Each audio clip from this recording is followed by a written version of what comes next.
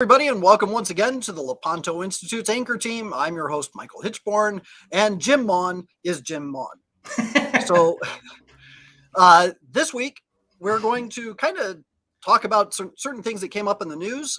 If you've had a chance to see my newsletter, it kind of dovetails in nicely with what we're going to be talking about, because we're going to be talking about the assault on the monasteries and the convents and the sacred religious life.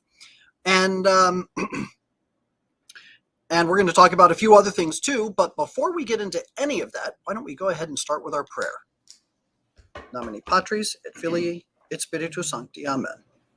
Ave Maria, gratia plena, Dominus tecum. Benedicta tu in mulieribus, et benedictus fructus ventris tui, Iesus. Sancta Maria Mater Dei, ora pro nobis peccatoribus, nunc et in hora mortis nostri. Amen. Our Lady of Victory, pray for us. In nomine Patris et Filii et Spiritus Sancti. Amen. All right. So one note that's kind of exciting for me is that next week I'm getting a new internet service provider.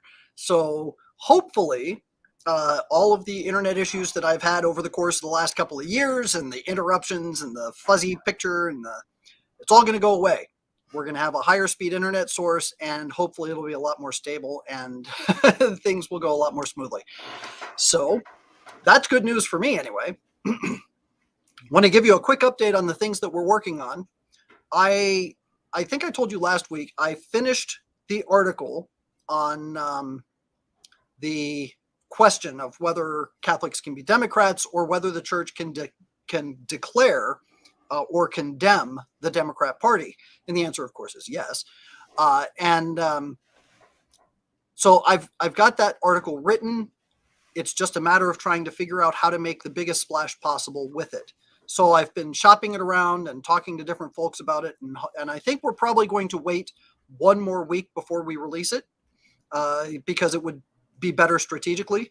Next week, we will be releasing the massive report, and we're talking like 5,000 word report. This massive report that we've put together on Caritas Internationalis and CIDSE, these organizations that are on the governing body of the World Social Forum.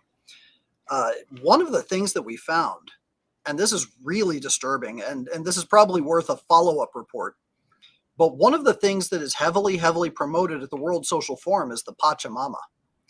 And we found them, involved in a ritual to the Pachamama. We found them talking about goddesses, and I mean it's pretty awful. It's really witchy stuff. It's pretty bad. Fitting for the month of October, I guess. Yeah, and that does tie in very nicely to your newsletter. For anyone who hasn't read it, your point about Father Chad Ripperger, and you quoted that they're having a very difficult time getting rid of certain entities. Right. Yep. Yep. So we are when Our Lady said that the church would be in eclipse, that's a very real thing. Eclipse in the sense that it will seem that the demonic powers have more strength. And for the time they will, but only because God permits it. In any event, that's another topic. But that's where we are. We'll be releasing that report later in the week.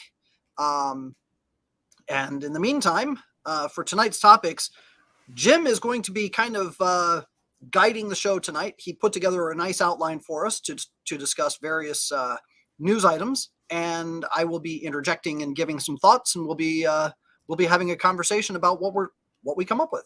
Perfect, Hitch. If I could, I just want to answer a couple of questions. Somebody asked why we switch places, because Hitch decides if he wants me to send it out or not. So if I send it out, I'm on the left, and that's how that works. Now, my background is, this is pretty funny. This is St. Patrick's in Dublin. Now, a couple things. I had something from Ireland before, but I found out it's from Trinity College, which was Protestant, which I totally missed. And one of you guys were good enough to explain that to me. And someone said something very funny. I got rid of the Vatican in the background because I couldn't stand it anymore, which is kind of funny, But, got to give that. So anyway, Mr. Hitchborn, sir. Yes, sir. All right. So a couple things yesterday. This is really sort of interesting. And Hitch, I'll bring you in here in a second. Church Mill. Well, first of all, update on Church Mill in the city of Baltimore. Nothing yet. So we were watching that all day. Church Militant, speaking of them, reported yesterday on, get this, the Root and Branch Synod taking place in Bristol, in England. This is relevant because this is in preparation for the Synod on Synods in 2023. These guys are shifting the church, but the result of this synod was the publishing of the Bristol Text. And it was designed, and the reason they're publishing the Bristol Text from the Bristol Synod of Branches and Roots and Agriculture is to influence the bishops for the 2023 Synod, right? Now, I also put the article with a link to the actual Bristol Text in the show notes. It's already there. So go ahead, Pitch. What were you saying? So just real quick, why is it called the Bristol Root? The Root Root and Branch Synod. Why is it called that? Because that's a great question. Because if you go to their website, which I did today, you will see a lot of New Age stuff. There's suns, there's trees and branches. I mean, really, I didn't see one element of Jesus Christ on the website. Got it? That's it's bizarre. Yeah, it's New Age stuff. And as I kind of go through this, now again, this is important. I feel this is very relevant because what we're going to talk about a little later was this is going on. Yet, we all know what's going on with things like the traditional Latin Mass. So that being said, the results of this synod was published in the Bristol Text, and that's on the link. Here are some highlights I pulled out from the actual synod of the upcoming Synod of Synods. First of all, before you pull out any, I want to give some context here real quick. So if you go to their website, it's rootandbranchsynod.org. It's all spelled out, rootandbranchsynod.org. Yeah, you pulled it up. And so I'm looking at it, and it says a synod that starts with women and doesn't end there. It calls itself an inclusive synod. And then when you look at this quote down here, this is crazy. It says, in the Catholic Church, synods usually only mean bishops and only men. We are reclaiming its true meaning of walking, quote, the way together, listening deeply to one another. Everyone is welcome. Now, yes, and everyone is welcome. Apparently so. Yeah. So let's and the thing is, I'm looking at the list of speakers here. They're all women except for Reverend Tony Cassidy and Reverend Dr. James Allison. No, I take it back. There are a few other men. I just mistook them for women. They were all soy boys. So as I'm looking this thing over, was this thing officially sanctioned by the Catholic Church? Is this something that bishops? Oh, yeah. So it was officially sanctioned. This was sanctioned by, in fact, if you go down a little bit, the bishops in England had approved this and were actually there. Keep looking, Hitch. They were actually at this, right? This thing. Interesting. Yeah, and I now do me a favor because I don't have it in front of me and I can't put it up. When you open that, is there anything remotely Catholic about that? I mean, it looks like the advertisement to a spa. It actually looks like it looks like a conference for women's ordination is what it looks like. Yes, fair enough. Yeah, I say that's a pretty good synopsis. Here's what they go over specifically. I took it from their website. They support for same-sex marriage, of course. Now, the abolition of the sacramental role of the priest as the sole means of celebrating the Holy Eucharist. You got that? Good grief. Yeah, no kidding. Here, one of my favorite lines. Here are my two favorite lines. Number one, every adult Catholic has the right to vote for and be eligible as a candidate for any church ministry. All Catholics also have the right to have their leaders render an account to them. And the second one, here's where it gets really fun. Every adult Catholic has a fundamental right, quote, to, quote, vote in all decisions of matters of doctrine, let that hang there, value, action, and any other concerning the common good of their community, unquote. What do you think of that? Well, I mean, it's pretty clear what they're talking about. They're talking about turning the Catholic Church into a democracy. Correct. That's exactly what they're doing. If the funny thing is, well, not funny, ha, but funny, oh my goodness. the whole situation is exactly what's been pushed by the AUSCP, the Association of United States Catholic Priests, since its inception. They've been pushing for a more democratic church. Yes. And then, of course, if you remember our show on modernism, we talked about the one of the roots of modernism was this idea that, well, you have the sensus fidelium. Now, there is truly a sensus fidelium. That is a real thing, but it's not what they say it is. They say that the sensus fidelium is a democracy, whereas the sensus fidelium truly is a devotion that wells up within the church and then is investigated and approved by the church, not approved and investigated by the laity. So they want to do it totally backwards. They want to turn the church into a democracy. What happens in a democracy? A democracy always appeals to the lowest common denominator. Sure. Always, in every sense. They say that it's all about the common good and the majority vote, but the majority always votes on what? The loudest minority. Right. That's how democracies work.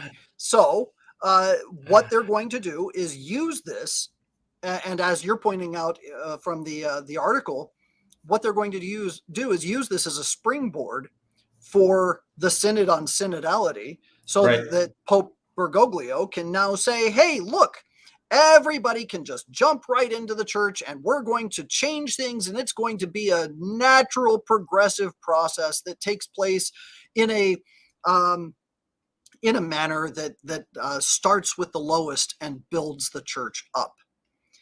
This is there's no other word for it except it's not Catholic. No, it's not. While you were talking, I was trying to find the actual bishops who approved this, but I know they were there, and I'm just looking real quick. Yeah, this is again, and Hitch kind of talked about this in the past. I'm saying that this is more of the same. These guys are over there in Bristol doing all this, and what we just read, and I got a couple more things to say. What we just read is basically why we have 40,000 Protestant denominations. You don't like what they say, you go down the street. So there's no absolute truth anymore. There's only a vote, which, as you pointed out very well, appeals to the lowest common denominator. That's insane. Right. You can't vote on absolute truth. You just throw absolute truth out the door. So kind of interesting. So I didn't find those bishops, but Bishop Declan Lang was there. There you go. Well, no, wait, wasn't that there was one female bishop from I'm not kidding, from the Church of Bishop Vivian Full. That's it. Yeah. Yeah, she was there. That's nice. But and here's Reverend Dr. Okoronoco, Catherine Okoronoco. Oh. So, yeah. From the Reverend Japanese Doctor. No, she's African. All right. So the cherry on top was Father Thomas O'Loughlin, who said Jesus didn't found the church, nor indeed Jesus did not found the church. He belonged to the Church of Israel. Right. So, So Jesus didn't found the Catholic Church. The church is not established on his crucifixion, his resurrection, the sacraments that he instituted. The church is built on his witness with it. So Christ is merely a martyr at this point. Yeah, I'd say. And, and he really just was, it was more of the same of the Church of Israel. And he was let's remember, these are the same people that tell us that the Eucharist, that Mass is not about worshiping Christ. Right. Did you know that? Yes. Because apparently that's what Archbishop Lester says. That's what Cardinal Blase Supich says. That I had to crack up. A couple of days ago, I was listening to you know how artificial voice works? So if you hit play on a particular thing, it just reads the text with artificial. Yeah. So I was listening to an article that mentioned Blaise Supich, and it said Blase Supich, and I thought, you know what? I love that. Blase Supich. But that's so that's going. And again, you can actually read the Bristol Text in the article. It's listed in the article with the show notes. So now moving along, Hitch, this is great. So because I think this is great context, because now we have I've noticed it. This is just one example. Now we're seeing a lot of cardinals and bishops from around the world start to really nail down on the traditional Latin Mass, and specifically the Fraternal Society of St. Peter. So the Cardinal Jose Francisco Robles Ortega of the Archdiocese of Guadalajara has issued a decree suppressing the traditional Latin Mass. As I said, he went after it directly, the FSSP. Now, Hitch will go over the specifics of the decree because I think it's worth it. Sure. All priests who wish to continue to celebrate the traditional Latin Mass must, quote, and this is where you got to jump in because you lose me on this, accept,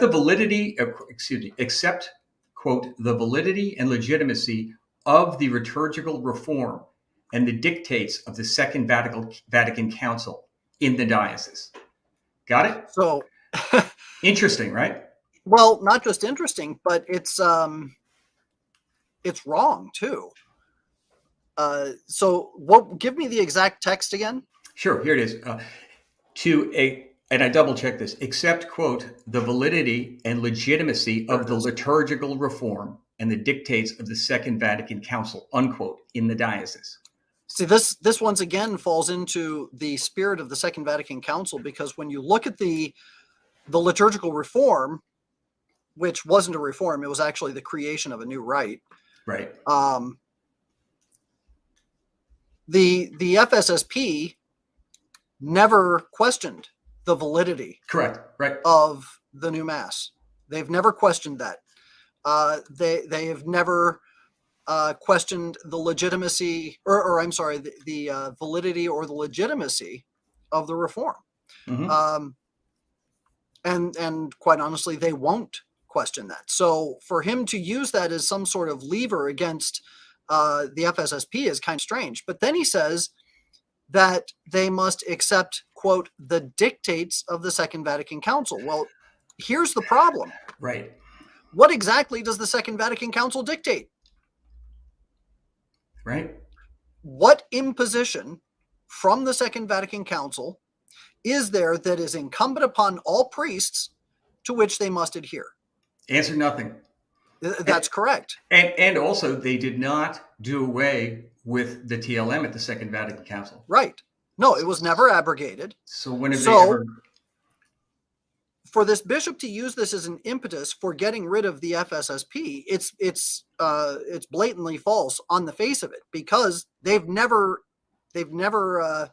said anything that the Second Vatican Council's changes to the new Mass or the creation of the new Mass, I should say, right, were invalid or illegitimate. And if he would like to, I think the FSSP should write to His Excellency and say, Your Excellency, we are a little puzzled that you would say that we have to accept the dictates of the Second Vatican Council. Could you please bullet point them for me?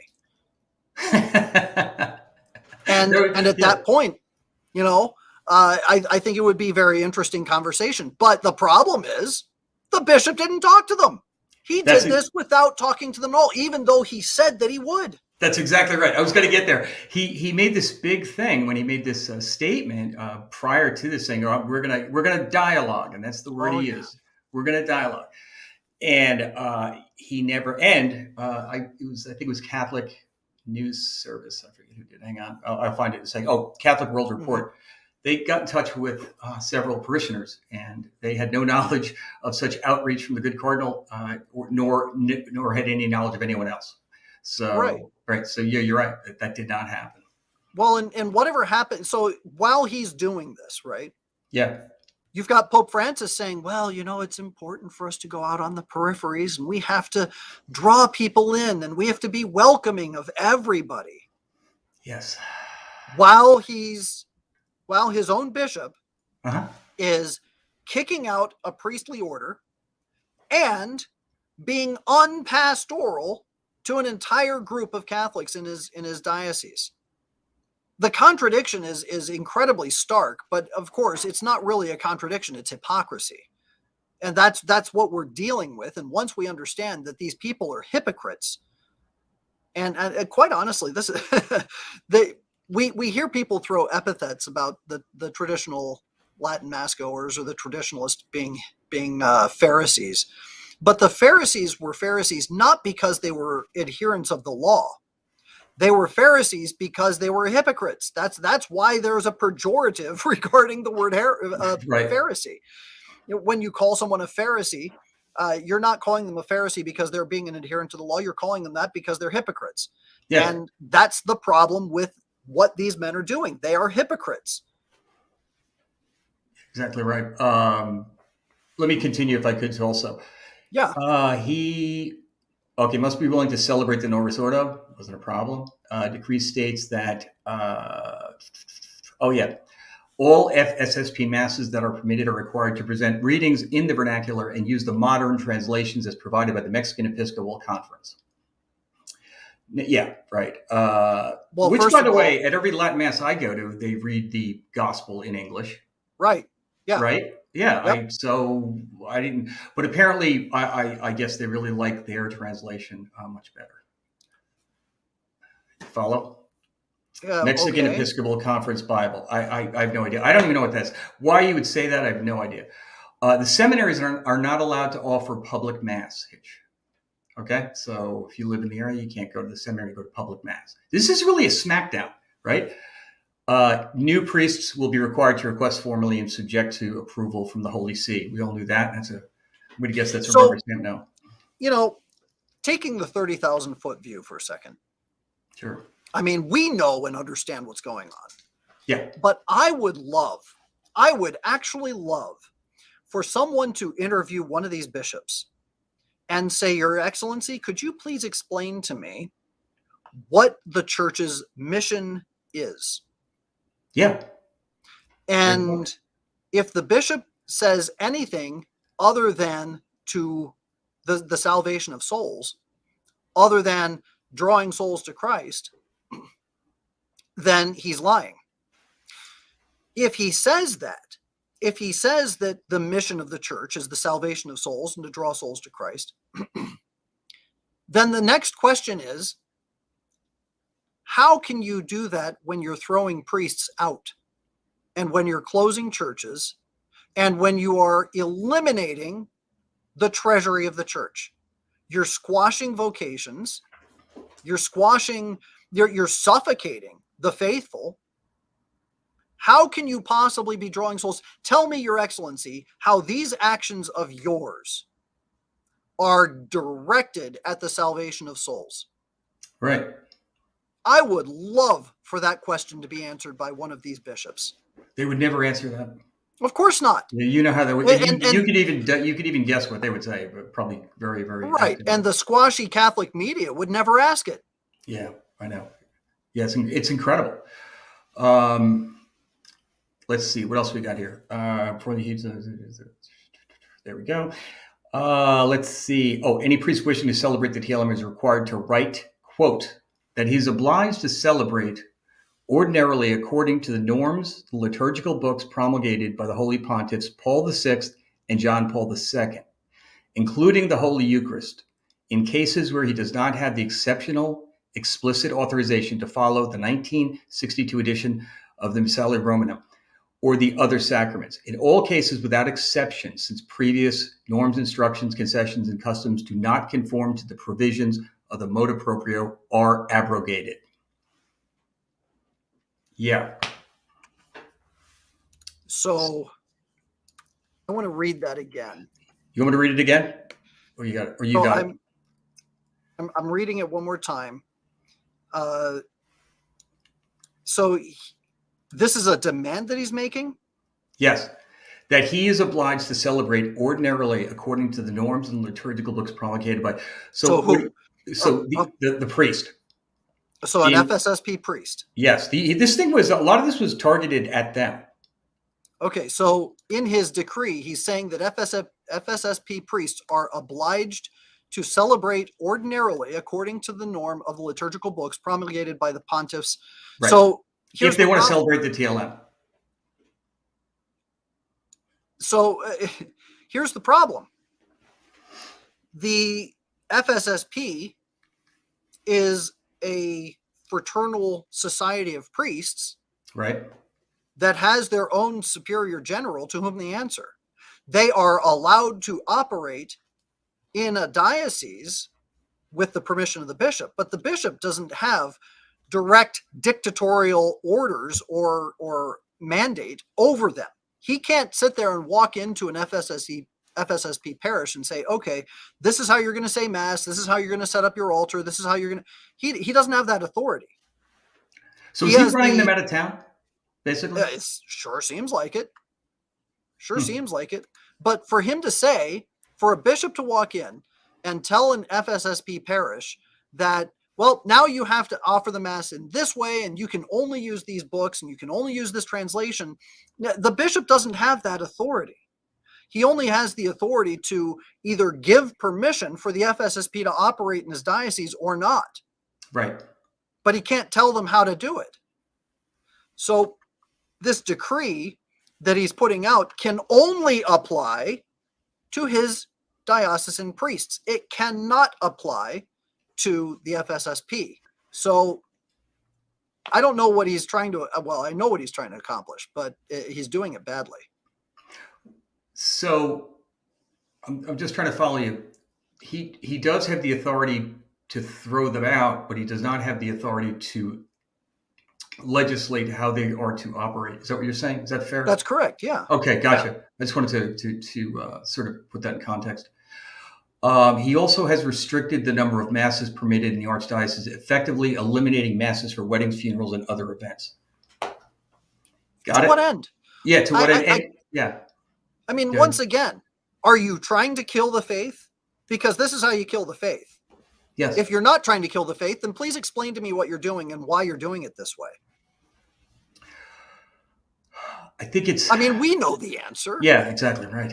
Because these bishops have no faith. They have no desire to save souls. They only want to play politics with a mitre and a crook. Right. That's what they're doing. They're being corporate lackeys from the home office. Right. Right. They want to play middle management. You know, you remember that commercial from back in the 90s? It was a Super Bowl ad. And you had all these kids saying, I want to be, you know, and they would say something that was just kind of like a middling position. Oh, yeah, and then right. You had the one kid that says, I want to be in middle management. Right. And it's like in middle management, distribution and regional sales or something like that. Right. Back then it was a joke. Right. But now these bishops are aspiring to be middle managers. And they're happy to do it. This is ridiculous. No, Your Excellency, you are a prince in your own right. You are a prince. You have authority. And if the Pope tells you that you have to, you know, that you have to abrogate the mass or shut down the mass in your diocese, you can tell him to go pound sand. He doesn't have the authority to tell you to do that.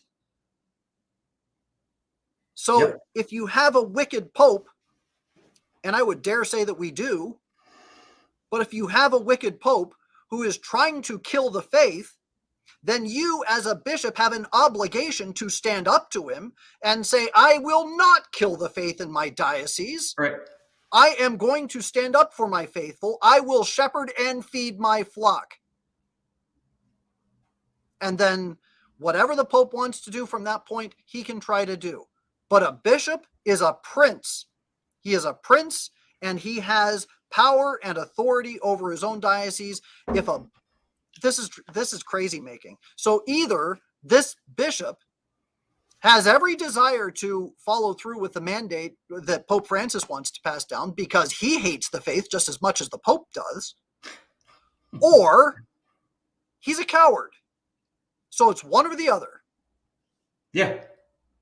Yeah. Or could you have a third category of brownie points?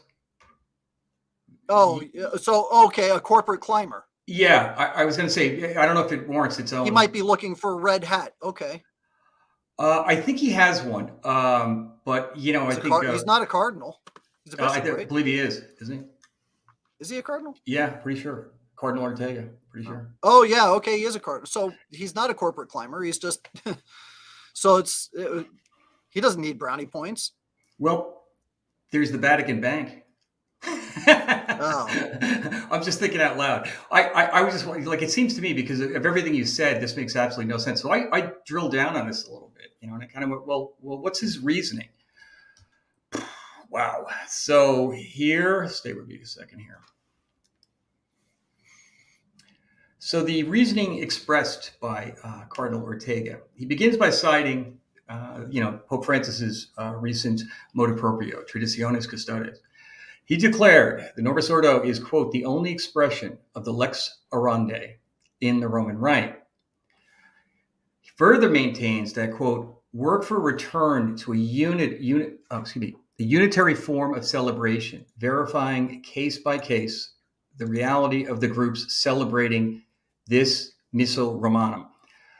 Okay, now we're going to really hit that head on because that's nonsense. And so it's okay. I'm going to hit this directly, right? So here's just some thoughts and observations. Hitch hit this earlier. The first one is another example of this public embrace of dialogue with everyone but traditional Catholics. In the July press conference, as Hitch was saying, he said that he was really looking forward to dialogue. Reporting, there's no way, none of that went on. He couldn't care less. But secondly, to get right to it, and Hitch, you jump in anytime you want, but you got to figure in an environment where 70% of Catholics, don't even believe or have not heard the real presence in the Eucharist. There's this other church that makes up 1.5% of in our church, and it's the Eastern Rite guys, right? I mean, so there's one expression of the Roman Missal. Well, first of all, that's not true. Well, so you have to step back because if we're talking about the Roman Rite, then and this is the sticking point. But there are other areas of the Roman Rite. For example, there is where is it? Hang on a second. There is the one out of Spain. Here it is. Yeah, under the Roman Rite, they divided into two categories: the ordinary and extraordinary form, right? But here's the other thing, right? The Archdiocese of Milan has the Ambrosian Mass. Is that under the Latin Rite? I thought it was. It is. Right. So, that's my point. And what's more, you also have the Benedictine Rite. Bingo. That was okay. and the Dominicans, and they have their own, which just experienced a resurgence. So that's just in the first place. So that's just basically what I'm saying, Hitch. If my logic is right, that's just he's wrong. These are all different aspects of the Roman Rite of the Mass. Right. Okay. Exactly. And what this goes to show is that what is called the ordinary form, the Novus Ordo Missale, or Mise, it's another aspect, but it's not the only aspect. It can't be. And for Pope Francis to say that the only expression, that the Novus Ordo is the only expression of the lex orandi of the Roman Rite, is patently false. Exactly right. That's the point. It's patently false. It's just false. And this has been going on. And I would add, hold on. And there's also one more thing. I found this at the Braga.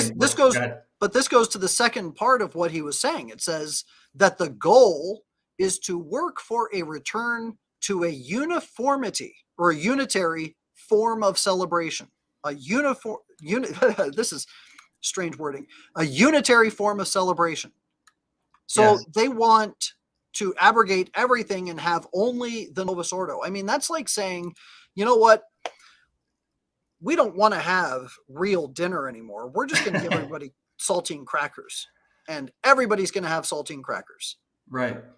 I'm sorry, but that expression of them, it doesn't do it. It's not. No, it doesn't. Christ is fulfilling in and of himself. Christ's presence in the Eucharist is just as full in any Mass anywhere. That we can say for sure. But we can look at the Mass itself and say that the difference between a high Mass and a low Mass, for instance. Sure. Why do we call it high and low?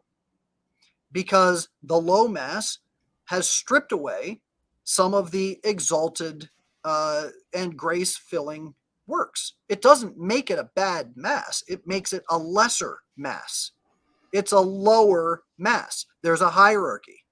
So a low Mass does not bring as much grace as a high Mass. A high Mass doesn't bring as much grace as a solemn high Mass. A solemn high Mass doesn't bring as much grace as a pontifical Mass. Okay? There is a hierarchy. Is Christ just as present in all of these Masses? Yes. But there is efficacy and there are additional graces that come with going to higher Masses. That's just the nature of things. It's like saying, I can go to Burger King, or I can go to a local diner for a sit-in restaurant, or I can go to, like a 5-star restaurant. You're still fed, but you're going to be fed more and better at the higher masses. All right. So it's a bad analogy because, it limps, as they say, language limps. I think it's like, I can draw no other conclusion than it's misleading.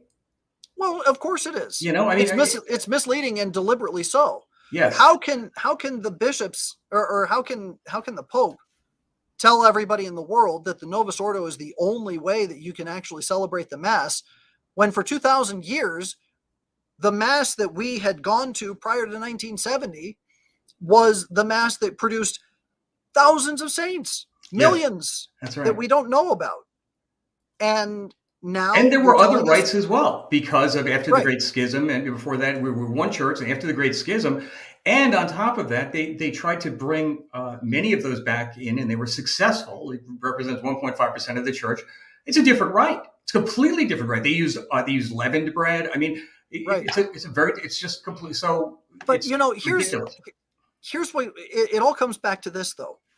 The question is why? Why do you want this so badly for me? You tell me. Why do I have to conform to this? Not just because you can, and not just because they did. I want to know why, Pope Francis, why do you want me to attend only the Novus Ordo so badly? What is it about the Novus Ordo that you find so efficacious and so fulfilling that you want it only to be available for me? Yes. What is it about it? I would love an answer to that question. I can answer. I'd love to take a shot at answering it, because the enemy is traditional Catholics. That's the enemy. Right. They're getting in the way. I know you're answering that hypothetically, but I find it incredible, because they're the enemy, because they're a pain to him. And these traditional orders are organized. They're visible. They're growing, and they're not going to be. And they're faithful. And he sees this, and he views them as an impediment. And I think he's utilizing the Chair of Peter incorrectly. Well, he's definitely overstepping his authority. And he's changing the nature of the church, whether it's the branch synod to the synod of synods to this. It seems kind of odd to me. And I can only reason that the 1.5% of the billion or so Catholics who are in the Eastern rites, they got to be next on the block, right? I would think, according to his logic. Mm-hmm. Which they would never. They would have to be if the Novus Ordo is the only lex orandi. Yeah, that's what he said. Catholic faith. That's what he said. That's what the Motu Proprio said. So, this is like I think the two stories we did really tie in nicely. We had this crazy thing going on, of which there's bishops at, and they're right beaten up. Well, and ultimately this is the end game, right? Yeah. You have the destruction of the traditional Latin Mass. Why is there such a push to destroy the traditional Latin Mass? Because they can't have their democratic church as long as there are traditional communities. That's why. Yes. They can't have their sing a new church into being, which was the hymn that they sang for the Call to Action conference in 1976. Sing a new church into being. They don't want the old church. They want something new. Absolutely. And they talk about the spirit of the age, and they talk, but it's all new age crap. That's exactly. This all ties in. This is what we're saying here. I mean, this did not happen overnight. I would just say that our current Pope is for them at least the perfect realization of what they were trying to do for decades. Mm-hmm. And he's the absolute perfect realization to that.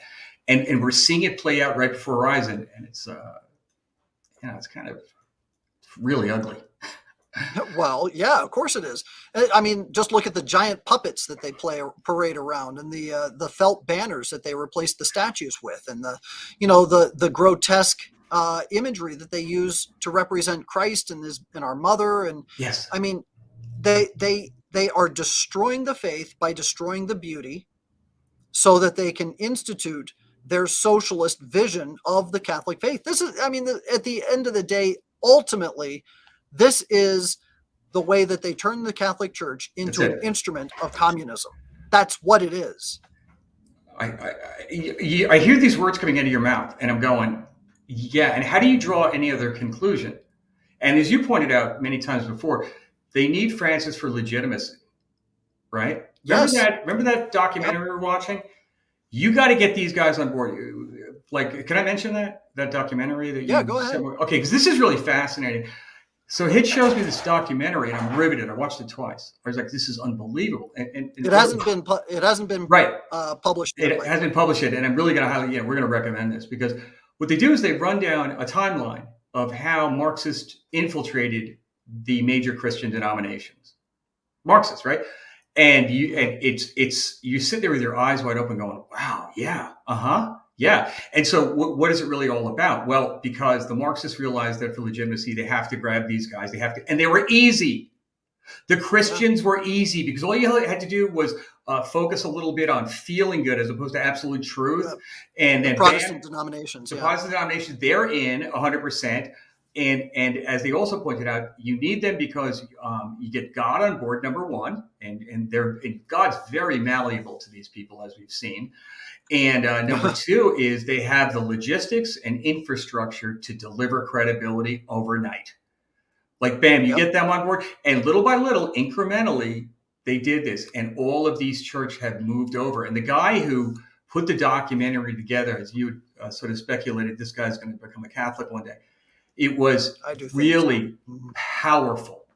I mean, I just thought it was absolutely amazing, and that's what we're talking about here. We're seeing this Yeah. play out right before our eyes. You mentioned in your letter today, Saul Alinsky, right? You know, and I mean, this is all part of the same deal. And these guys, and you sound like it sounds like tinfoil hattery, but it is not. I'm sorry, this is Oh, happening. of course not. We're I mean, watching it. for crying out loud, we're being forced to accept a shot without any explanation of why we all have to have it for a virus that's got a 99.9% survivability rate. Yes. So, uh, we do live in a dystopian society now. It's just exactly what it is. Boy, did that happen fast. It sure did. And they said Yeah. that, guys, anyone who's paying attention said, yeah, when it starts, it goes fast. Yep. This is frightening stuff. Which, by the way, again, another nice tie-in, Hitch. The Carmelites of Fairfield, Pennsylvania. Right. Right? That's their order. So they had an apostolic, let me get my notes up. They had an apostolic visit. Now, Yep. we're going to go back. This is really, gosh, I wish I was making this up. I thought of this because we were talking, you were talking about your newsletter. I was talking about your newsletter with Saul Alinsky. And what did he say about people who live the contemplative life? He had said that, well, I don't know about, here's a guy who's an atheist and devoted his book to Lucifer, but we'll let that slide for a second. He said, I don't know, but if when that person gets up and stands for his judgment, I don't think God's going to be too pleased with that person who just spent his life praying. Completely anti-Catholic, complete vision that the Catholic vision is, as you're pointing out earlier, your purpose is to save souls rather. Right. Things like good social works and things like that are a natural outcome of saving souls. Okay. Right. Solinsky was right up. It was right up their alley. He said that. So these nuns at the Carmelite Monastery, 25 nuns, which by the way, they really jumped a lot in terms of their roles. They received an apostolic visitation, and in their own words, this is quote a stressful trial. Each particular sister gets quote interviewed, or as we say, interrogated, like all day about what they do all day. Yeah, this is like bad stuff. And so the Franciscan friar of the Immaculate, who is the priest for this particular order, he had undergone a visitation early from Pope Francis's papacy with very negative effects. So the nuns they sort of gathered together, and they were really concerned about this. It's caused great concern for them. Archbishop Vigano issued a strongly worded condemnation of the Vatican's bullying on that. It was a real smackdown, man. Yeah. Yeah, and I just think, I again think of the stories. Okay, it started out with the Fruits and Nut Conference in England. That's perfectly fine. We're going to get rid of priests. Fruits and Nut Conference. Yeah, and, we're going to get rid of priests, and we're going to grow trees, and everything's just going to be fine. It's same-sex marriage, and everyone's get to vote on sin. We get to vote on sin. That's awesome. See, which is, by the way, very handy. You may want to keep that in the back of your lexicon. And so that's all fine with these guys, not a word. Then the Cardinal of Guadalajara, really smacks around the FSSP. They're getting beat up all over the place. And now we have a bunch of 25 nuns who want to do nothing all day but praise our Lord in contemplative prayer and pray for us. It is actually, what is our purpose in life? Right? Our purpose in life is salvation. Can you think of anything more powerful? This is how Catholics think. See, here's the difference. This is how Catholics think. This entire night, this entire evening, is talking about uprooting our Catholicism. This is what, so sorry, Hitch, go ahead.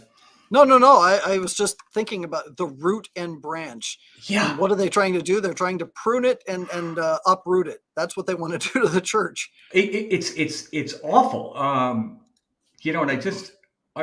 they get away with this. And what did the FSSP people do that was so bad? They're traditional Catholics who want to pray reverently, and they don't really like liturgical abuse. And why target the Carmelites? The Carmelites who do nothing all day but spend their time in contemplative prayer on behalf of us, by the way. Yes, exactly right. On behalf of us. Hitch, go ahead. Sorry. No, I was just going to say that and I touched on this in my newsletter, but the whole idea of what's going on right now is very much what's called a siege. Yes. The church is under siege. Yes, it is. The problem is that she's under siege from within. That we have people who are now in positions of power who are trying to destroy the treasury of the church so that the church has no economy of grace left for the defense of the faithful when the assault of the demon finally befalls us. And the demon is everywhere. I mean, certainly. Yes. Yeah. I see people all over. I read Facebook. I read Twitter. I see what people are saying. Yes. And I am seeing such a dramatic increase in calls for prayers. People are depressed. Right. People are worried. People are I've seen people that I've known for a long time that I never would have thought were suicidal that are saying they're suddenly suicidal. Why are people feeling that? Yes. Why are people feeling this way all of a sudden? Could it possibly be because there is an atmosphere of the demonic swirling around us, whispering into people's ears all the time, and the defenses of the church through her treasury, through the flow of grace, is being cut? Yes.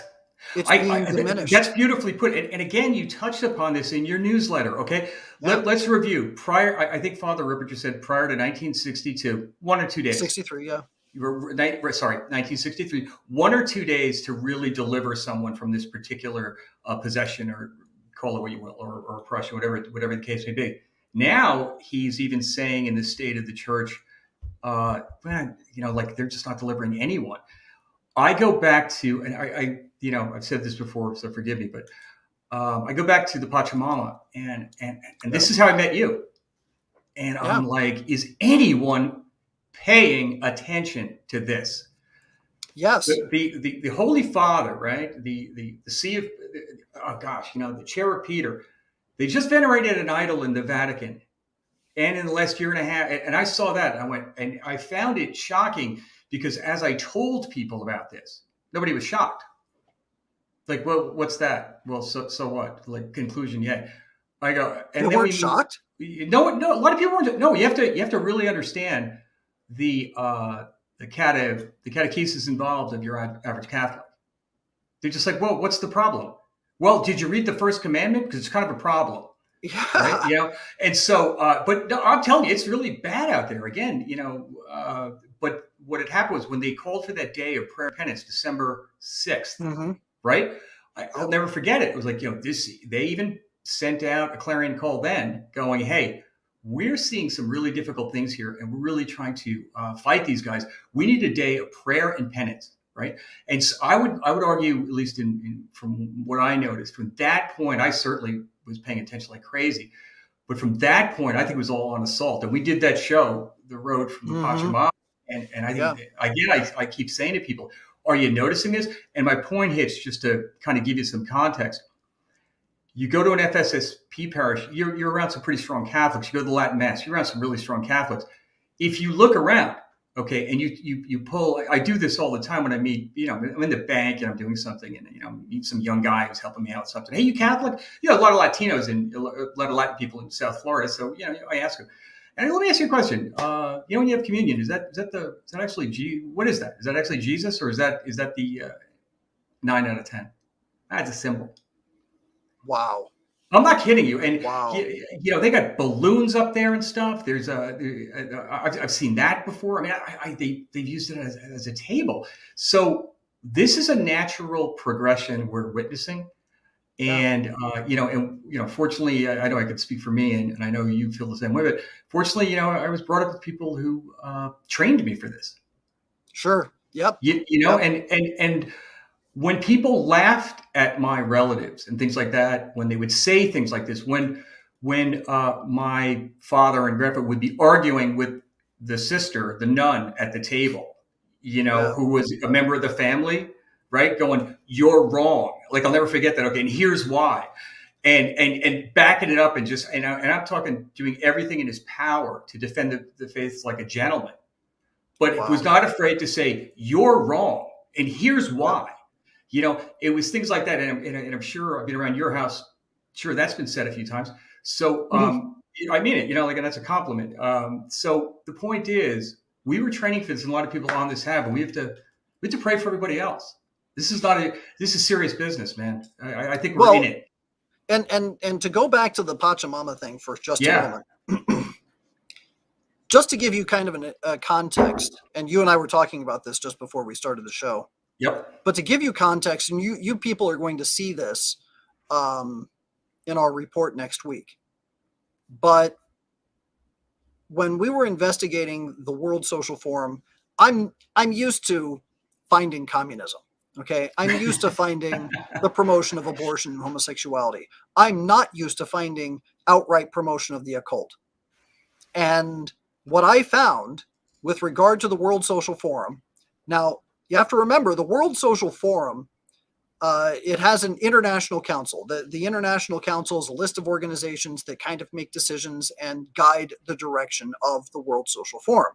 It's a communist organization. They do it by democracy in a sort of way. And it almost collapsed.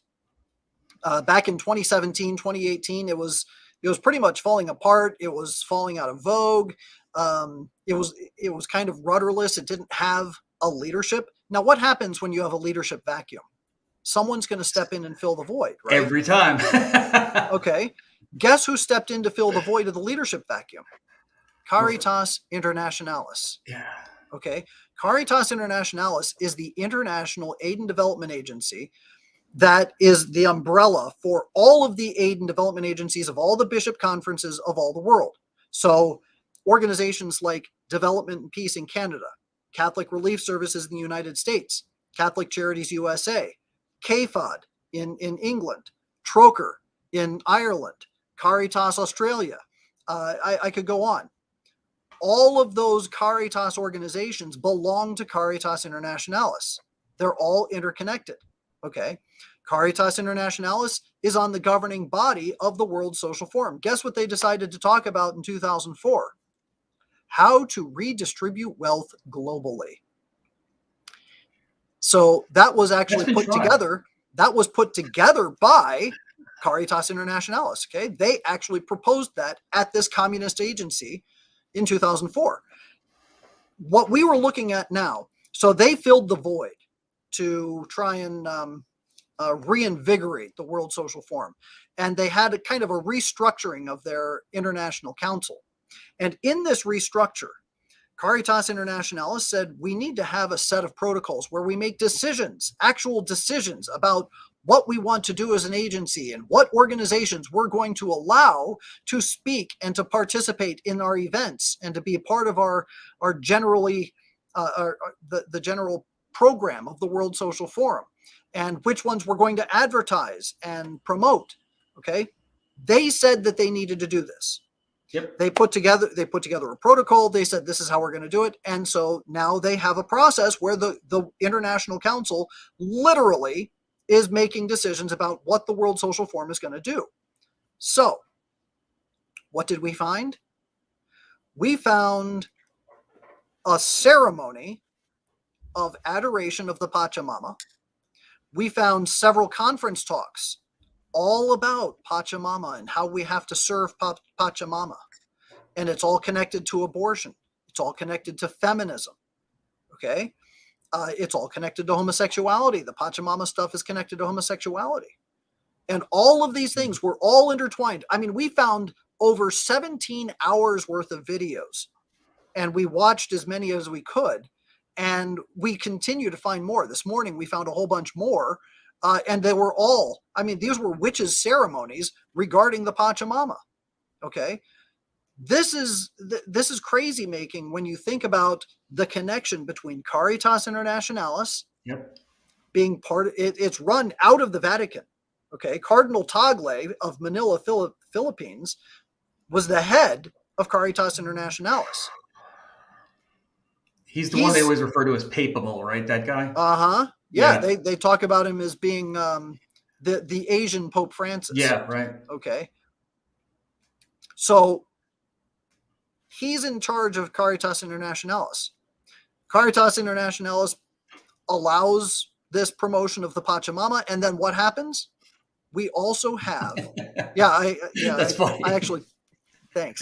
After watching all that, that was the reference. No, I think that was the reference after watching it. Right? Sorry. Go ahead. But the thing is that while Caritas is doing all this, Pope Francis has a big ceremony with the Pachamama in the Vatican. And now we're seeing Pachamama being celebrated and masses mentioning prayers to Pachamama all over the world. And now we're having this synod on synodality after the Amazonian Synod, where they're going to say that we're going to have an Amazonian rite, which allows for certain abuses to maybe incorporate Pachamama into the Mass, etc. And this is just going to devolve and continue to devolve until it finally breaks. And it's demonic at its core because it starts with idol worship. Yes. Listen to what I want to underline what you just said. Okay. Because it seems like we go through this in and out. What you just said hit it right on the head. This is demonic. This is idol worship. This is what's going on. You tie that into some of the other things we talked about. I don't care what anyone says. This is right in front of us. Go ahead, Hitch. Yeah. No, that's it. I think, and I mean this sincerely, and it really is meant to be, it's not just meant to be put on a positive note. What an honor to be alive now. Oh, yeah.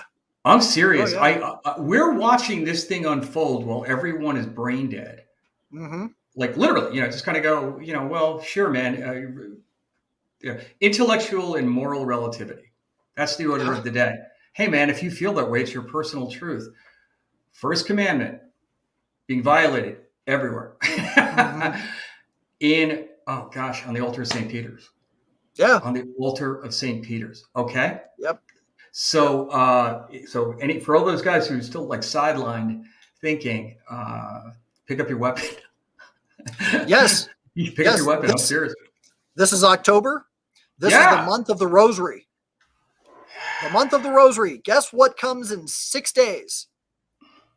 The anniversary, the 450th anniversary of the Battle of Lepanto. Yep. You think something's going to happen?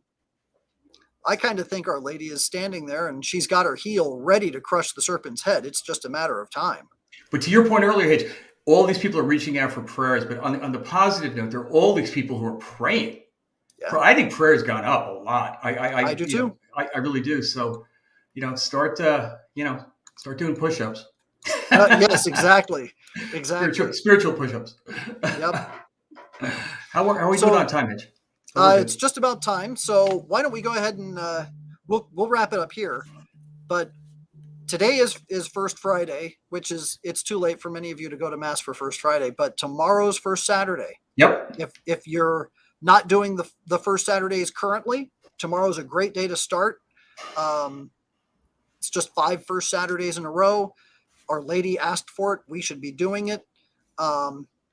And when you do it, be sure to remember you pray the rosary, but then you meditate for an additional 15 minutes on all 15 decades or all 15 mysteries. So Right. you want to meditate on those mysteries for a separate 15 minutes. And you also, when you receive communion, you receive communion specifically in reparation for the sacrileges committed against our Lord and Our Lady. So it's all about right? reparation. Did you already And say then that? go to confession. Yeah. Okay. Yes. Yeah. Now, you don't have to go to confession on the day. You can do it 8 days before or 8 days after. Right. Great That's point. actually permitted. So you don't have to go to confession on the day. It helps, but you don't have to. You can go the next day if you like. But anyway, you do have to be in a state of grace to receive communion, but that's a given. But anyway, tomorrow's a great day to start the 5 First Saturday devotion. It's like you said, it's a great time to be a Catholic. Great time to be a saint. So now's the time to start. Our whole life is geared towards being with Christ. So if there are if there's anything inhibiting us, it's time to throw it away. It's time to cast it aside. It's not worth it. So with that, why don't we go ahead and close with our prayer? All right, Hitch. In nomine Patris, et Filii, et Spiritus Sancti. Amen. Ave Maria, gratia plena, Dominus tecum. Benedicta tu in mulieribus, et benedictus fructus ventris tui, Iesus. Sancta Maria Mater Dei, ora pro nobis peccatoribus, nunc et in hora mortis nostri. Amen. Our Lady of Victory. Pray for us. In nomine Patris, et Filii, et Spiritus Sancti. Amen. All right, everybody, have a good night and have a great week, and I will see you next Friday. See you, everybody.